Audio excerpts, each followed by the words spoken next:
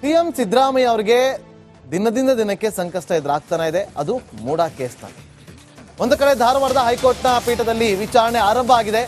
ಕಳೆದ 1 ಗಂಟೆಯಿಂದ ವಿಚಾರಣೆಯನ್ನ ವಾದವನ್ನ ಮಂಡಿಸ್ತಾ ಇದ್ದಾರೆ ಸ್ನೇಹಮಯಿ ಕೃಷ್ಣ ಪರ ವಕೀಲರಾಗಿರುವಂತಹ ಮಣಿಂದರ್ ಸಿಂಗ್ ಅವರು. ಈಗ ಮೂಡಾ ಕೇಸ್ ಸಿಬಿಐ ತನಿಖೆಗೆ ಆದೇಶವನ್ನ ಕೊಡುತ್ತಾ ಹೈಕೋರ್ಟ್ ಅನ್ನೋ ಪ್ರಶ್ನೆ ಉದ್ಭವ ಆಗ್ತಾ ಇದೆ. ಪ್ರಬಲವಾಗಿ ವಾದವನ್ನ ಮಂಡಿಸ್ತಾ ಇದ್ದಾರೆ ಮಣಿಂದರ್ ಸಿಂಗ್ ಅವರು.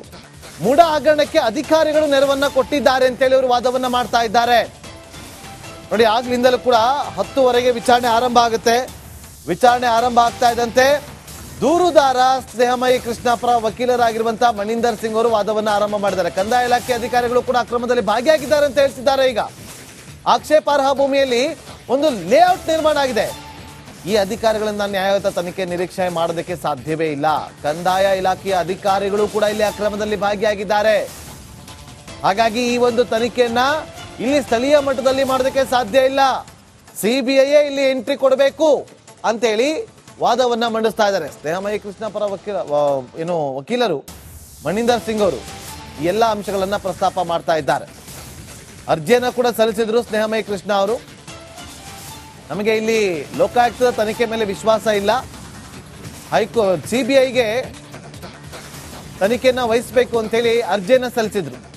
ಅದರ ಅರ್ಜಿಯ ವಿಚಾರಣೆ ನಡೀತಾ ಇದೆ. ಆರಂಭದಿಂದಲೂ ಕೂಡ ಒಂದಷ್ಟು ವಿಚಾರಗಳನ್ನ ಪ್ರಸ್ತಾಪ ಮಾಡ್ತಾ ಇದ್ದಾರೆ. ಮೇನ್ ಆಗಿ ಇಲ್ಲಿ ಮಣಿಂದರ್ ಸಿಂಗ್ ಅವರು ಮನದಟ್ಟು ಮಾಡಿಕೊಡುವಂತ ಪ್ರಯತ್ನವನ್ನ ಮಾಡ್ತಾ ಇರುವಂತ ಪಾಯಿಂಟ್ ಅಂದ್ರೆ, ಇಲ್ಲಿ ಲೋಕಲ್ ಅಲ್ಲಿ ಅವರು ತನಿಖೆ ಮಾಡೋದಕ್ಕೆ ಆಗೋದಿಲ್ಲ. ಸ್ಥಳೀಯ ಮಟ್ಟದಲ್ಲಿ ಅವ್ರ ಮೇಲೆ ರಾಜಕೀಯವಾಗಿ ಪ್ರಭಾವ ಇರುತ್ತೆ. ಅಷ್ಟೇ ಅಲ್ಲದೆ ಅತ್ಯುನ್ನತ ಸ್ಥಾನದಲ್ಲಿದ್ದಾರೆ ಸಿದ್ದರಾಮಯ್ಯ ಅವರು.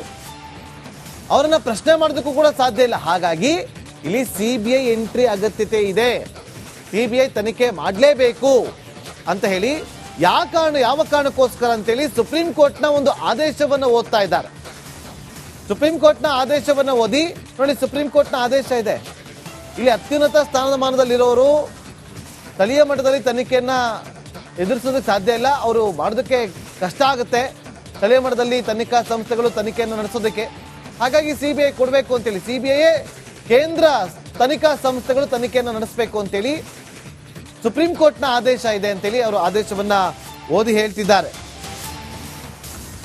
ಮತ್ತೊಂದು ಬ್ರೇಕಿಂಗ್ ಅಪ್ಡೇಟ್ ಲಭ್ಯವಾಗ್ತಾ ಇದೆ. ಮಣಿಂದರ್ ಸಿಂಗ್ ಅವರಿಂದ ಈಗ ವಾದ ಮುಕ್ತಾಯ ಆಗಿದೆ.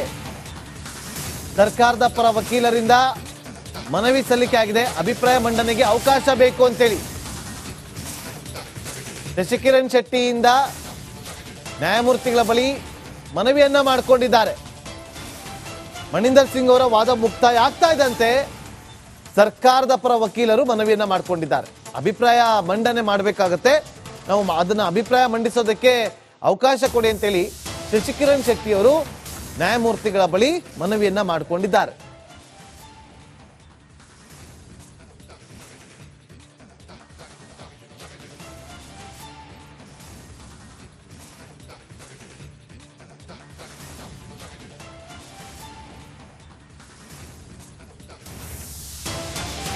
ಮತ್ತೊಂದು ಬ್ರೇಕಿಂಗ್ ಅಪ್ಡೇಟ್ ಲಭ್ಯವಾಗ್ತಾ ಇದೆ. ಲೀಗಲ್ ಸಬ್ಮಿಷನ್ ಮಾಡಲು ಯಾಕೆ ಟೈಮ್ ಬೇಕು? ಶಶಿಕಿರಣ್ ಶೆಟ್ಟಿಗೆ ನ್ಯಾಯಮೂರ್ತಿಗಳು ಪ್ರಶ್ನೆ ಮಾಡಿದ್ದಾರೆ. ಅಭಿಪ್ರಾಯ ಮಂಡನೆಗೆ ಟೈಮ್ ಬೇಕು ಅಂತ ಕೇಳಿದಾಗ ಶಶಿಕಿರಣ್ ಅವರು, ಸರ್ಕಾರದ ಪರ ವಕೀಲರು, ತಕ್ಷಣ ನ್ಯಾಯಮೂರ್ತಿಗಳು ಲೀಗಲ್ ಸಬ್ಮಿಷನ್ ಮಾಡೋದಕ್ಕೆ ಯಾಕೆ ಟೈಮ್ ಬೇಕು ಅಂತೇಳಿ ಪ್ರಶ್ನೆಯನ್ನ ಮಾಡಿದ್ದಾರೆ. ಈಗ ಬಹಳ ಕುತೂಹಲ ಕೇಳಿಸ್ತಾ ಇದೆ. ಪ್ರಕರಣ ಮುಂದೂಡಲು ಆಗೋದಿಲ್ಲ, ಇವತ್ತು ಮುಗಿಬೇಕು ಅಂತ ಹೇಳಿದ್ದಾರೆ ನ್ಯಾಯಮೂರ್ತಿಗಳು. ಇವತ್ತು ಮುಗಿಬೇಕು ಅಂತ ಹೇಳಿದ್ದಾರೆ. ವಾಟ್ ನೆಕ್ಸ್ಟ್ ಅನ್ನೋದು ಬಹಳ ಕುತೂಹಲ. ನ್ಯಾಯಮೂರ್ತಿಗಳು ಯಾವ ನಿಲುವನ್ನ ತೆಗೆದುಕೊಳ್ತಾರೆ ಅನ್ನೋದು ಬಹಳ ಬಹಳ ಕುತೂಹಲ ಕೇಳಿಸ್ತಾ ಇದೆ.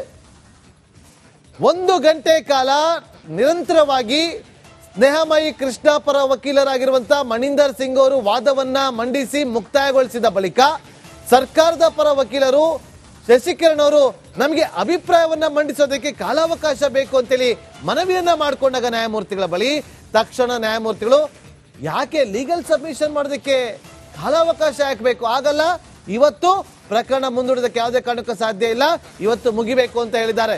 ಮಾಹಿತಿಯನ್ನು ಕೊಡೋದಕ್ಕೆ ನಮ್ಮ ಧಾರವಾಡ ಪ್ರತಿನಿಧಿ ಕಮಾರ್ ಅವರೀಗ ನೇರ ಸಂಪರ್ಕದಲ್ಲಿ ಮತ್ತೊಮ್ಮೆ ಜಾಯ್ನ್ ಆಗಿದ್ದಾರೆ. ಕಮಾರ್, ಬಹಳ ಕುತೂಹಲ ಕೇಳಿಸ್ತಾ ಇದೆ, ಇವತ್ತು ವಿಚಾರಣೆ ಮುಗಿಯಲೇಬೇಕು ಅಂತೇಳಿ. ಹಾಗಾಗಿ ಈಗ ಸರ್ಕಾರದ ಪರ ವಕೀಲರು ಇವತ್ತು ಲೀಗಲ್ ಸಬ್ಮಿಷನ್ ಮಾಡಲೇಬೇಕು.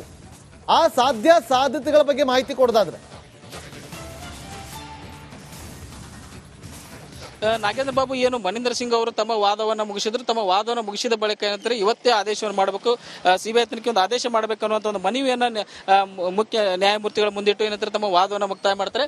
ಆ ಸಂದರ್ಭದಲ್ಲಿ ಸರ್ಕಾರಿ ಪರ ವಕೀಲರೇನು ಇದಕ್ಕೆ ಸಂಬಂಧಪಟ್ಟಂತೆ ನಮಗೆ ಸ್ವಲ್ಪ ಕಾಲಾವಕಾಶ ಬೇಕಂತ ಕೇಳ್ತಾರೆ. ಆದರೆ ಯಾಕೆ ಕಾಲಾವಕಾಶ ಬೇಕು ಅನ್ನೋ ಪ್ರಶ್ನೆ ಕೂಡ ಈಗ ಮುಖ್ಯ ನ್ಯಾಯಮೂರ್ತಿಗಳು ಮಾಡಿದ್ದಾರೆ. ಇವತ್ತೇ ಈ ಒಂದು ವಿಚಾರಣೆಯನ್ನು ಮುಗಿಸಬೇಕು ಅನ್ನುವಂಥ ಒಂದು ಹೇಳಿಕೆ ಮಾತನ್ನು ಕೂಡ ಈಗ ನ್ಯಾಯಮೂರ್ತಿಗಳು ಹೇಳಿದ್ದು. ಹೀಗಾಗಿ ಏನು ಒಂದು ನ್ಯಾಯವಾದಿಗಳೇನಿದ್ರು ಸರ್ಕಾರದ ಪರ ವಕೀಲರು ಏನೋ ಒಂದು ಸಮಯಾವಕಾಶವನ್ನು ಕೇಳಿದ್ರೆ ಸಮಯಾವಕಾಶ ಕೊಡುವುದಕ್ಕೆ ಏನಂತಂದ್ರೆ ಸಮಯಾವಕಾಶ ಯಾವುದೇ ರೀತಿಯ ಒಂದು ಸಮಯಾವಕಾಶವನ್ನು ಈಗ ನ್ಯಾಯಮೂರ್ತಿ ಅವರು ನೀಡಿಲ್ಲ. ಹೀಗಾಗಿ ಇವತ್ತೇ ನಿಮ್ಮ ಏನಿದೆ ನಿಮ್ಮ ಸಂಬಂಧಪಟ್ಟಂತ ನಿಮ್ಮ ಪ್ರತಿವಾದ ಏನಿದೆ ಇವತ್ತೇ ನೀವು ಮಾತಾಡಬೇಕು ಅನ್ನೋ ಒಂದು ಹೇಳಿಕೆ ಹೇಳ್ತಾರೆ. ಜೊತೆಗೆ ಈಗ ಏನಂತಂದ್ರೆ ಏನು ಜಮೀನಿನ ಮೂಲ ಮಾಲೀಕರಿದ್ದಾರೆ, ಮೂಲ ಮಾಲೀಕರಾಗಿರುವಂತಹ ದೇವರಾಜ್ ಅವರ ಪರ ವಕೀಲರಾಗಿರುವಂತಹ ದುಷ್ಯಂತ್ ದವೆ ಅವರು ಈಗ ತಮ್ಮ ಒಂದು ಪ್ರತಿವಾದವನ್ನು ಈಗ ಮಂಡಿಸ್ತಾ ಇದ್ದು, ಪ್ರಮುಖವಾಗಿ ದುಷ್ಯಂತ್ ದವೆ ಅವರ ಬಳಿಕ ಏನಂತಂದ್ರೆ ಸರ್ಕಾರದ ಪರ ವಕೀಲರು ತಮ್ಮ ಒಂದು ಲೀಗಲ್ ಸಬ್ಮಿಷನ್ ಅನ್ನ ನ್ಯಾಯಾಲಯದ ಮುಂದೆ ಇಡುವಂತ ಸಾಧ್ಯತೆಗಳಿದಾವೆ. ನಾಗೇಂದ್ರ ಬಾಬು, ಈಗ ಸಿಎಂ ಸಿದ್ದರಾಮಯ್ಯ ಅವರಿಗೆ ದಿನದಿಂದ ದಿನಕ್ಕೆ ಸಂಕಷ್ಟ ಎದುರಾಗ್ತಾನೆ ಇದೆ, ಅದು ಮೂಡಾ ಕೇಸ್ನಲ್ಲಿ. ಒಂದು ಕಡೆ ಧಾರವಾಡದ ಹೈಕೋರ್ಟ್ನ ಪೀಠದಲ್ಲಿ ವಿಚಾರಣೆ ಆರಂಭ ಆಗಿದೆ. ಕಳೆದ 1 ಗಂಟೆಯಿಂದ ವಿಚಾರಣೆಯನ್ನ ವಾದವನ್ನ ಮಂಡಿಸ್ತಾ ಇದ್ದಾರೆ ಸ್ನೇಹಮಯಿ ಕೃಷ್ಣ ಪರ ವಕೀಲರಾಗಿರುವಂತಹ ಮನೀಂದರ್ ಸಿಂಗ್ ಅವರು. ಈಗ ಮೂಡಾ ಕೇಸ್ ಸಿಬಿಐ ತನಿಖೆಗೆ ಆದೇಶವನ್ನ ಕೊಡುತ್ತಾ ಹೈಕೋರ್ಟ್ ಅನ್ನೋ ಪ್ರಶ್ನೆ ಉದ್ಭವ ಆಗ್ತಾ ಇದೆ. ಪ್ರಬಲವಾಗಿ ವಾದವನ್ನ ಮಂಡಿಸ್ತಾ ಇದ್ದಾರೆ ಮನೀಂದರ್ ಸಿಂಗ್ ಅವರು. ಮೂಡಾ ಹಗರಣಕ್ಕೆ ಅಧಿಕಾರಿಗಳು ನೆರವನ್ನ ಕೊಟ್ಟಿದ್ದಾರೆ ಅಂತೇಳಿ ಅವರು ವಾದವನ್ನ ಮಾಡ್ತಾ ಇದ್ದಾರೆ. ನೋಡಿ, ಆಗ್ಲಿಂದಲೂ ಕೂಡ 10ವರೆಗೆ ವಿಚಾರಣೆ ಆರಂಭ ಆಗುತ್ತೆ. ವಿಚಾರಣೆ ಆರಂಭ ಆಗ್ತಾ ಇದ್ದಂತೆ ದೂರುದಾರ ಸ್ನೇಹಮಯಿ ಕೃಷ್ಣ ಪರ ವಕೀಲರಾಗಿರುವಂತಹ ಮನೀಂದರ್ ಸಿಂಗ್ ಅವರು ವಾದವನ್ನ ಆರಂಭ ಮಾಡಿದ್ದಾರೆ. ಕಂದಾಯ ಇಲಾಖೆ ಅಧಿಕಾರಿಗಳು ಕೂಡ ಅಕ್ರಮದಲ್ಲಿ ಭಾಗಿಯಾಗಿದ್ದಾರೆ ಅಂತ ಹೇಳ್ತಿದ್ದಾರೆ. ಈಗ ಆಕ್ಷೇಪಾರ್ಹ ಭೂಮಿಯಲ್ಲಿ ಒಂದು ಲೇಔಟ್ ನಿರ್ಮಾಣ ಆಗಿದೆ. ಈ ಅಧಿಕಾರಿಗಳನ್ನ ನ್ಯಾಯಯುತ ತನಿಖೆ ನಿರೀಕ್ಷೆ ಮಾಡೋದಕ್ಕೆ ಸಾಧ್ಯವೇ ಇಲ್ಲ. ಕಂದಾಯ ಇಲಾಖೆಯ ಅಧಿಕಾರಿಗಳು ಕೂಡ ಇಲ್ಲಿ ಅಕ್ರಮದಲ್ಲಿ ಭಾಗಿಯಾಗಿದ್ದಾರೆ. ಹಾಗಾಗಿ ಈ ಒಂದು ತನಿಖೆಯನ್ನ ಇಲ್ಲಿ ಸ್ಥಳೀಯ ಮಟ್ಟದಲ್ಲಿ ಮಾಡೋದಕ್ಕೆ ಸಾಧ್ಯ ಇಲ್ಲ. ಸಿಬಿಐ ಇಲ್ಲಿ ಎಂಟ್ರಿ ಕೊಡಬೇಕು ಅಂತ ಹೇಳಿ ವಾದವನ್ನ ಮಂಡಿಸ್ತಾ ಇದ್ದಾರೆ ಸ್ನೇಹಮಯಿ ಕೃಷ್ಣ ಪರ ವಕೀಲರು ಮನೀಂದರ್ ಸಿಂಗ್ ಅವರು. ಈ ಎಲ್ಲ ಅಂಶಗಳನ್ನ ಪ್ರಸ್ತಾಪ ಮಾಡ್ತಾ ಇದ್ದಾರೆ. ಅರ್ಜಿಯನ್ನ ಕೂಡ ಸಲ್ಲಿಸಿದ್ರು ಸ್ನೇಹಮಯಿ ಕೃಷ್ಣ ಅವರು. ನಮಗೆ ಇಲ್ಲಿ ಲೋಕಾಯುಕ್ತದ ತನಿಖೆ ಮೇಲೆ ವಿಶ್ವಾಸ ಇಲ್ಲ, ಸಿಬಿಐಗೆ ತನಿಖೆಯನ್ನ ವಹಿಸಬೇಕು ಅಂತ ಹೇಳಿ ಅರ್ಜಿಯನ್ನ ಸಲ್ಲಿಸಿದ್ರು. ಅದರ ಅರ್ಜಿಯ ವಿಚಾರಣೆ ನಡೀತಾ ಇದೆ. ಆರಂಭದಿಂದಲೂ ಕೂಡ ಒಂದಷ್ಟು ವಿಚಾರಗಳನ್ನ ಪ್ರಸ್ತಾಪ ಮಾಡ್ತಾ ಇದ್ದಾರೆ. ಮೇನ್ ಆಗಿ ಇಲ್ಲಿ ಮನೀಂದರ್ ಸಿಂಗ್ ಅವರು ಮನದಟ್ಟು ಮಾಡಿಕೊಡುವಂತ ಪ್ರಯತ್ನವನ್ನ ಮಾಡ್ತಾ ಇರುವಂತ ಪಾಯಿಂಟ್ ಅಂದ್ರೆ ಇಲ್ಲಿ ಲೋಕಲ್ ಅಲ್ಲಿ ಅವರು ತನಿಖೆ ಮಾಡೋದಕ್ಕೆ ಆಗೋದಿಲ್ಲ. ಸ್ಥಳೀಯ ಮಟ್ಟದಲ್ಲಿ ಅವ್ರ ಮೇಲೆ ರಾಜಕೀಯವಾಗಿ ಪ್ರಭಾವ ಇರುತ್ತೆ. ಅಷ್ಟೇ ಅಲ್ಲದೆ ಅತ್ಯುನ್ನತ ಸ್ಥಾನದಲ್ಲಿದ್ದಾರೆ ಸಿದ್ದರಾಮಯ್ಯ ಅವರು. ಅವರನ್ನ ಪ್ರಶ್ನೆ ಮಾಡೋದಕ್ಕೂ ಕೂಡ ಸಾಧ್ಯ ಇಲ್ಲ. ಹಾಗಾಗಿ ಇಲ್ಲಿ ಸಿಬಿಐ ಎಂಟ್ರಿ ಅಗತ್ಯತೆ ಇದೆ. ಸಿಬಿಐ ತನಿಖೆ ಮಾಡಲೇಬೇಕು ಅಂತ ಹೇಳಿ ಯಾವ ಕಾರಣಕ್ಕೋಸ್ಕರ ಅಂತೇಳಿ ಸುಪ್ರೀಂ ಕೋರ್ಟ್ನ ಒಂದು ಆದೇಶವನ್ನು ಓದ್ತಾ ಇದ್ದಾರೆ.